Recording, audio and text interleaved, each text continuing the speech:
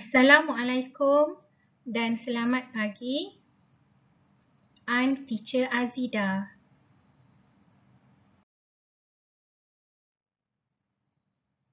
Okey kelas, hari ini kita akan sambung unit 11, Sayangi Diri, dan kita akan belajar tentang gejala sosial dalam kalangan remaja.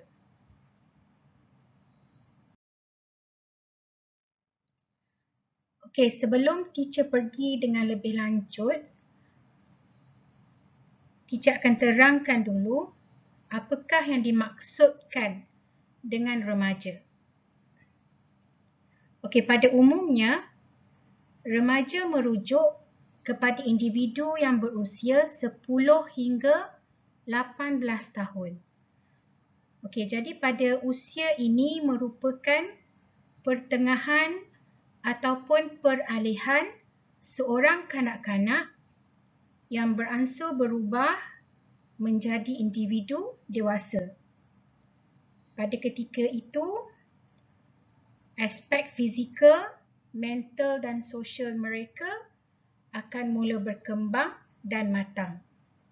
Okay, disebabkan itulah, remaja akan sentiasa mempunyai perasaan ingin mencuba atau meneroka sesuatu yang baru. Okay, jadi jika perasaan itu digunakan untuk tujuan hidup yang baik, okay, jadi tak ada masalah.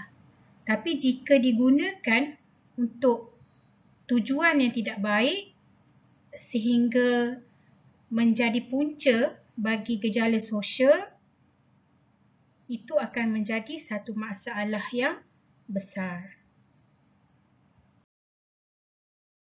Okey, sekarang kita lihat apakah punca-punca remaja boleh terjebak dengan gejala sosial.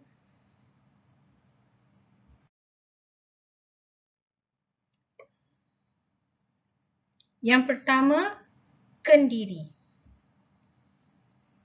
Kurang mampu menyesuaikan diri dengan keadaan dan persekitaran. Okey, remaja pada hari ini sebenarnya kurang mampu untuk menyesuaikan diri dengan keadaan dan persekitaran. Okey, ini disebabkan oleh ketidakupayaan seseorang remaja tu untuk mengawal atau mempertahankan diri mereka sendiri.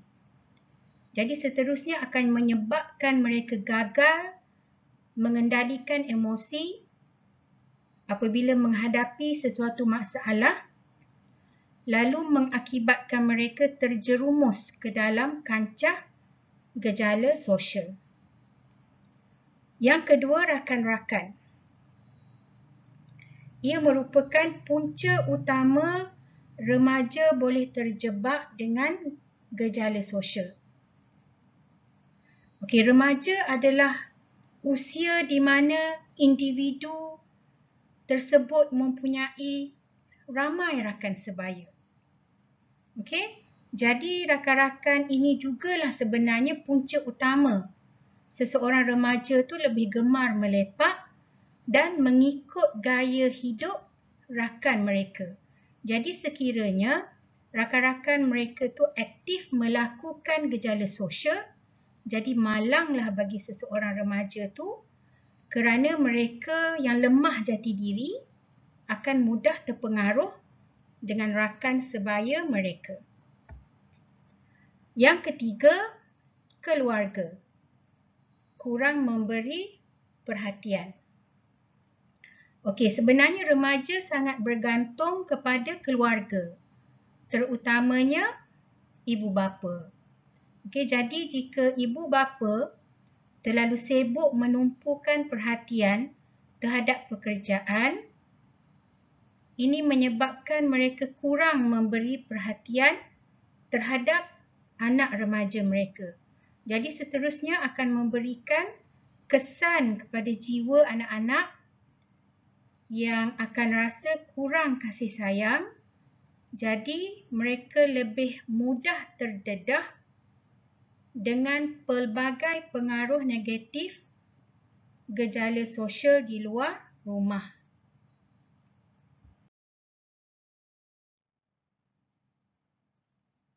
Yang keempat, masyarakat mementingkan diri sendiri. Okey, remaja sebenarnya sangat memerlukan masyarakat yang saling hormat menghormati sesama individu. Tetapi kebanyakan masyarakat pada hari ini hanya mementingkan diri sendiri. Okey, mereka hanya akan ambil peduli hal orang lain apabila berlaku sesuatu perkara yang menarik untuk ditularkan, okey, untuk diviralkan. Disebabkan inilah remaja makin kurang melakukan aktiviti komuniti dan sosial, lalu menyebabkan mereka kurang mengenali antara satu sama lain dan hanya mempedulikan hal diri sendiri. Okey, yang kelima, keuangan. Kesempitan wang. Okey, remaja dan masalah keuangan sangat sukar untuk dipisahkan. Okey, disebabkan kesempitan wang, seseorang remaja cenderung untuk melakukan gejala sosial yang akhirnya menyebabkan mereka melakukan jenayah semata-mata kerana wang. Okey, ini berlaku terutamanya kepada remaja yang lahir dalam keluarga yang miskin. Okey, tetapi bukan semua macam tu. Okey, tetapi kebanyakan mereka akan mencari wang dengan melakukan gejala sosial seperti mencuri, merempit dan lain-lain. Okey, yang keenam, keagamaan. Pegangan agama yang tidak kuat. Okey, remaja adalah waktu seseorang individu sedang belajar. Okey, apa yang baik, apa yang buruk. Okey, jadi sebenarnya perkara ni boleh diukur melalui agama. Okey? Tiada agama yang akan menggalakkan perbuatan buruk. Okey, jadi sebab itulah gejala sosial dalam kalangan remaja sebenarnya boleh dielakkan. Okey, sekiranya seseorang remaja tu mempunyai pegangan agama yang lebih kuat. Jadi dalam hal ini, ibu bapa perlu memainkan peranan yang besar dalam menanam semangat kerohanian dalam diri seseorang remaja.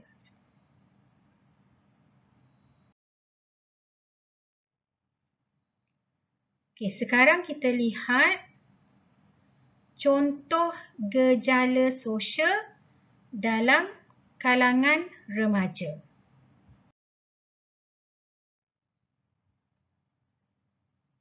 Yang pertama, ponteng sekolah.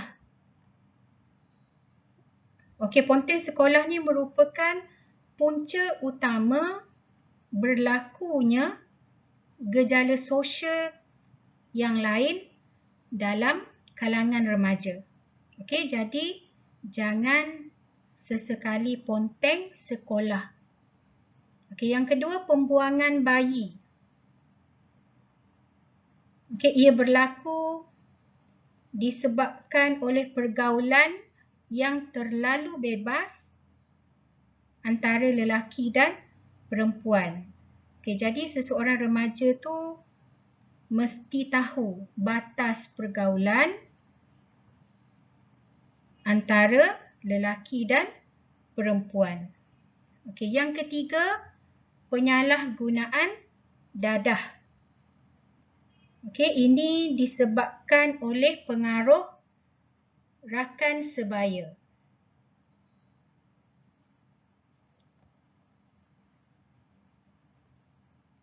Okey, biasanya seseorang remaja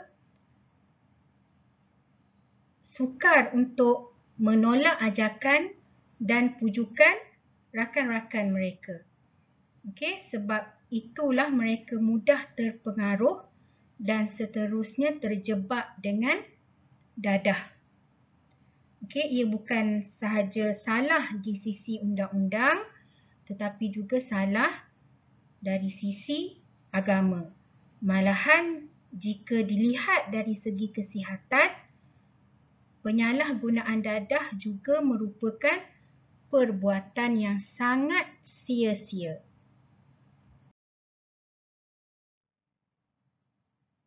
Yang keempat, hidugam. Okey, apabila seseorang remaja ingin mencuba, apakah rasanya, apa yang akan berlaku, tetapi sebenarnya perasaan ingin mencuba ni menjebakkan diri mereka ke dalam gejala sosial. Seterusnya yang kelima, merokok. Konon tampak hebat. Okey, kalau mengikut peraturan di negara kita Malaysia, usia individu untuk merokok yang dibenarkan adalah 18 tahun. Tapi jika kita lihat sekarang, remaja dan kanak-kanak yang masih lagi bersekolah sudah mula berani berjinak-jinak dengan rokok. Malahan mereka tak segan silu untuk mempamerkan perbuatan mereka yang kononnya tampak hebat. Okey, apa yang lebih membimbangkan, kanak-kanak dan remaja perempuan juga menganggap merokok sebagai sesuatu yang normal. Okey, malahan ada yang bertudung juga merokok. Jadi dah seakan-akan tiada nilai. Tapi mungkin akan ada yang mengatakan merokok adalah hak individu. Tetapi merokok tetap membahayakan kesihatan dan haram di sisi agama Islam. Okey, kalau kita lihat sekarang, terdapat banyak alternatif untuk perokok, okey, seperti rokok elektronik yang kononnya dicipta untuk menghilangkan ketagihan seseorang terhadap rokok. Tapi sebenarnya, rokok elektronik hanyalah sebuah cara merokok yang lain. Tapi ia tetap mempunyai kemudaratan. Jadi apa sebenarnya yang remaja dapat dengan merokok? Okey, fikirkan semula. Yang keenam, ragut. Okey, apabila seseorang remaja menghadapi masalah keuangan dan mereka perlu memenuhi kehendak diri mereka sehari-hari, jadi mereka mengambil jalan pintas dengan meragut.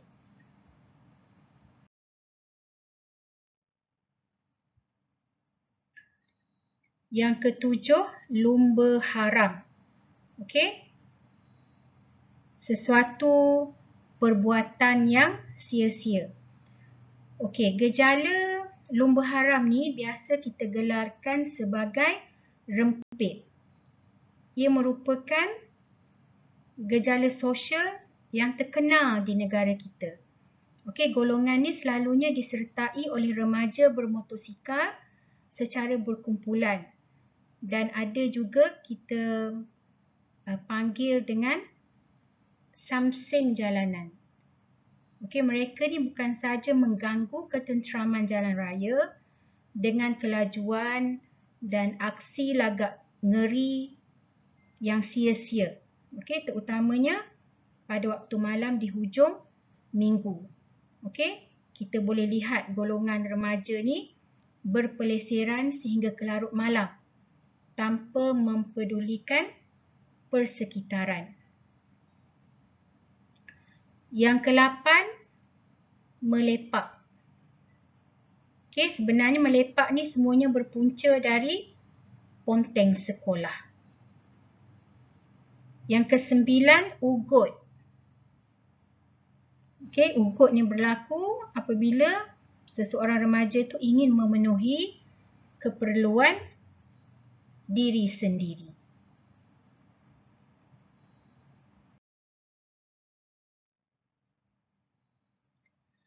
Yang ke-10, bully. Okey, sama ada bully fizikal, bully mental atau bully cyber. Okey, di Malaysia gejala bully dah berada pada tahap yang membimbangkan. Okey, tak kiralah berlaku di sekolah, di rumah atau di mana-mana sekalipun, gejala bully di kalangan remaja dan kanak-kanak berada pada tahap yang sangat membimbangkan. Okey, gejala bully bukan sahaja bersifat fizikal dan mental. Okey, bahkan boleh berlaku dalam bentuk cyber. Okey, bully cyber juga adalah bully. Okey?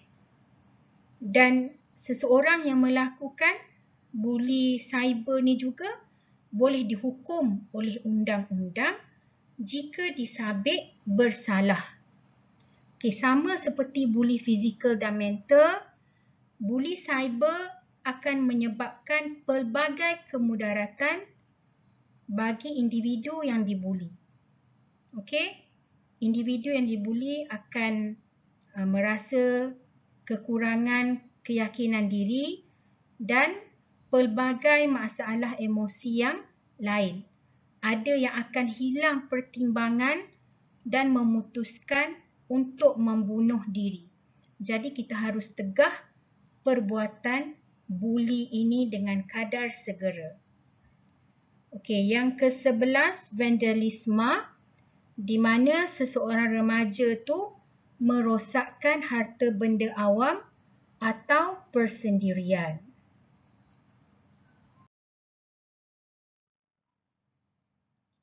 Okey, sekarang kita lihat cara bagi mewujudkan sokongan positif dalam keluarga untuk menangani gejala sosial. Yang pertama, melakukan aktiviti bersama-sama anggota keluarga. Yang kedua, berkomunikasi secara terbuka dengan setiap anggota keluarga. Yang ketiga, sentiasa membimbing dan tolong-menolong sesama anggota keluarga. Dan yang keempat, menjadi penyokong dan sumber inspirasi kepada anggota keluarga. Okey, sebagai peringatan, untuk ibu bapa, sebagai ibu bapa kita perlu lebih kerap meluangkan masa dan melakukan aktiviti berfaedah dengan anak-anak. Sebagai ibu, saya sering berpesan kepada anggota keluarga supaya saling menghormati dan mendengar pandangan antara anggota keluarga. Setiap anggota keluarga juga perlu saling menasihati. Saya berasa selesa dan yakin dalam menangani gejala sosial dengan sokongan keluarga. Jadi sokongan keluarga itu amat penting. Saya mesti membantu adik-adik dan menjadi suri teladan kepada mereka.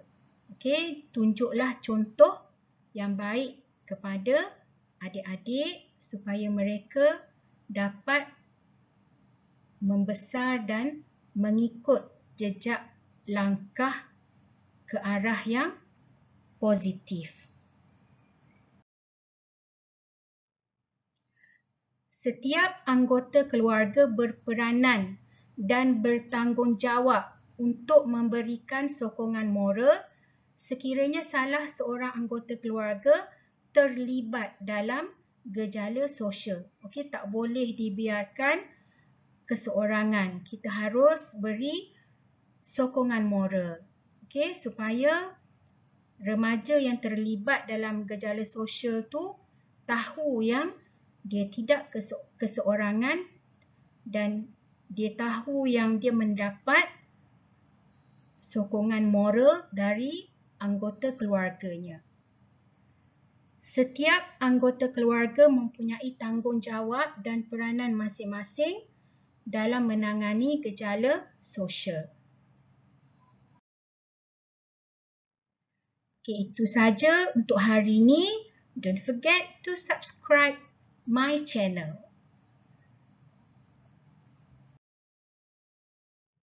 Have a nice day, everyone. Bye.